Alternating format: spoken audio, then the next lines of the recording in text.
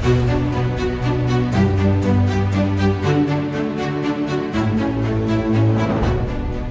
цагдаа дотоодын цэргийн сургалтын нэгдсэн төвийн хүч албаны бэлтгэл жилтийн хэлтс маань 1946 онд анх нийгмийг аюулаас хамгаалах яамны харьяа хэлчин нийгэмлэг гэдэг анх байгуулагдж ирсэн. Одоо үдгээр 80 жилийн түүхтэй юм байгууллага байгаа. За манай байгууллагаас спортын алдар зуутай гавьяатууд олон төрсөн. За Монгол Улсын хөдөлмөрийн баатар 2, Монгол Улсын гавьяат тамирчин 30, олон улсын хэмжээний мастер 850 гаруй ийм одоо тамирчид алдар зуутай хүмүүс төрөн гарч ирсэн ийм түүхтэй байгууллага байгаа. За үүний одоо тод жишээ манай Завхан аймгийн цагдаагийн газарт хэсгийн байцаагчаар ажиллаж байгаа цагдаагийн Ахмад Будхүү маань одоо олон улсын таеквондогийн спортын төрлөөр дэлхийн аварга. За мөн түүний бэлтгэсэн тамирчдаас олимпийн төр, паралимпийн төрлөөр олимпийн аварга төрөн гарсан. За тэгээ мөн Монгол Улсын ерөнхийлөгчийн зарилгаар сая 2026 оны 3 сард Монгол Улсын гавьяат тасгалжуулагч цолоор шагнагдсан. За ингээд таеквондогийн спортыг бас ингээд хөгжүүлэх зорилгоор өсвөр залуучуудыг бэлтгэн одоо орон нутагт ингээд клуб байгуулсан одоо ингээд спортод одоо зүтгэж байгаа юм шилдэг манай цагдаагийн албаа гэж байгаа.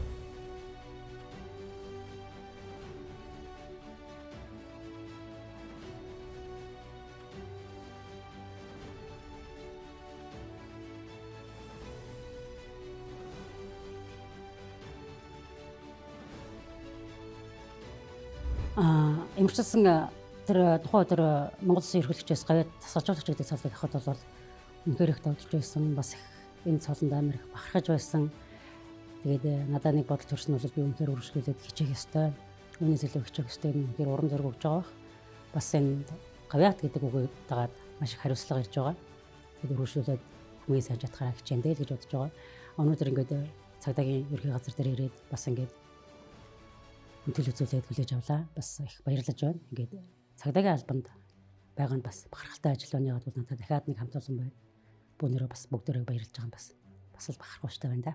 Тэгэхээр 2010 онд ерөн Завхан аймагт таеквондогийн спортыг хөгжүүлье гэд Улаанбаатар хотод багшийн ажил хийж байгаад багшийн ажлаа орхиод Завхан аймаг руу явсан байна. Тэгээд Завхан аймгийн цагаан аргын сумд цагийн багшаар анх эхэлсэн.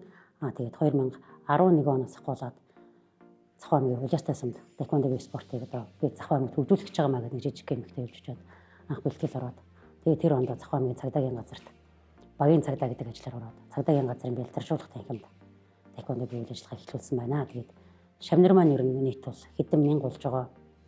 Тэгээд хүний хөв заяан бол удаа надад дандаа сайн хүүхдэд таардаг, сайн шавнар таардаг.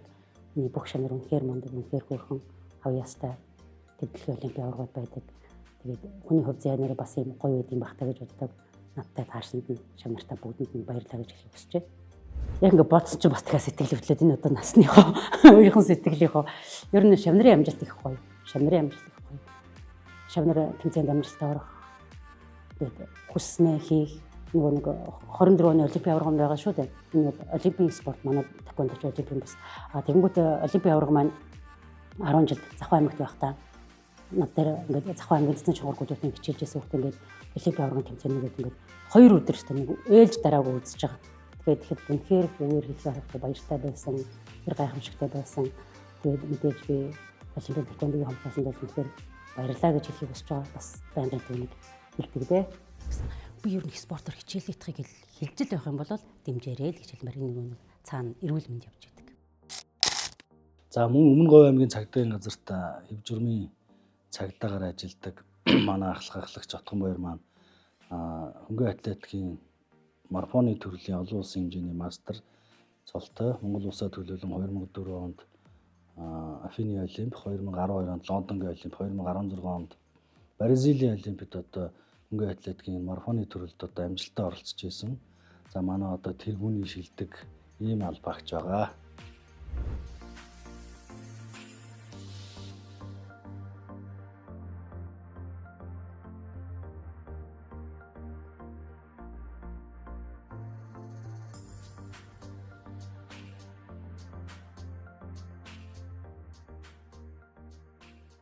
Тэгээд 2008 онд анх удаа цагдаагийн байгууллагатаа Чингэлтэй дүүргийн цагдаагаар орж тэнд эргүүлийн цагдаагаар ажиллаж байдаа. Тэгээд 15 онд Сүхбаатар дүүргийн цагдаагийн 1-р хэлтсэд бас хэв журмын тасагт ажиллаж байгаад 2022 онд Өмнөгов аймгийнхаа цагдаагийн газарт нийтийн хэв журам хамгаалах олон нийтийн аюулгүй байдлыг хангах тасгийн шүүхийн хамгаалтын цагдаагаар томилогдсон ажиллаж одоо хүртэл ингээд ажиллаж байгаа. Хөнгөн атлетикийн спортоор 23 жил тасралтгүй үеэлд Монгол улсын аваргыг 35 удаа, Монгол улсын рекорд амжилтыг 19 удаа шинжилэн тогтоосон.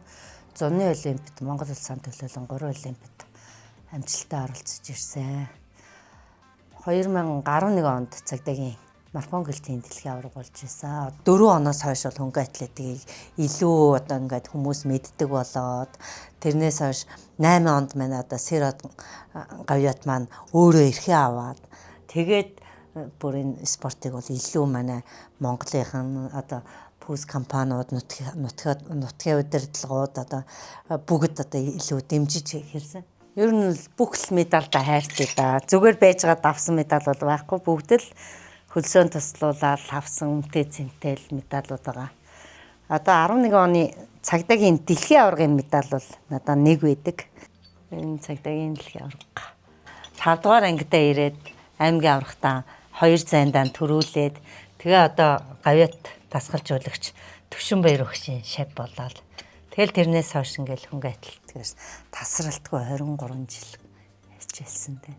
Ямар нэгэн байдлаар миний гаргасан амжилтын дард маань бас манай цагдаагийн байгууллага үргэлж хамт явсан учраас одоо энэ спортоо орхисон. Тэгээд одоо гавьяаны хамралтаа суух хугацаа хүртлээ цагдаагийнхаа албыг үнэнчээр биелүүлж нэр төртөө биелүүлнэ гэж их зүтгэж бодож явдаг да.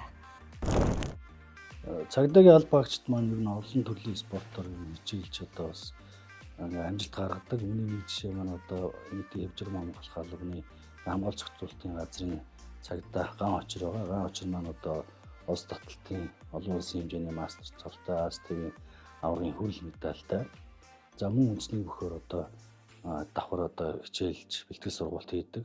Аймгийн начин золтой, пауэрлифтингийн спортын мастер золтой ийм шилдэг залуу албаагч байгаа.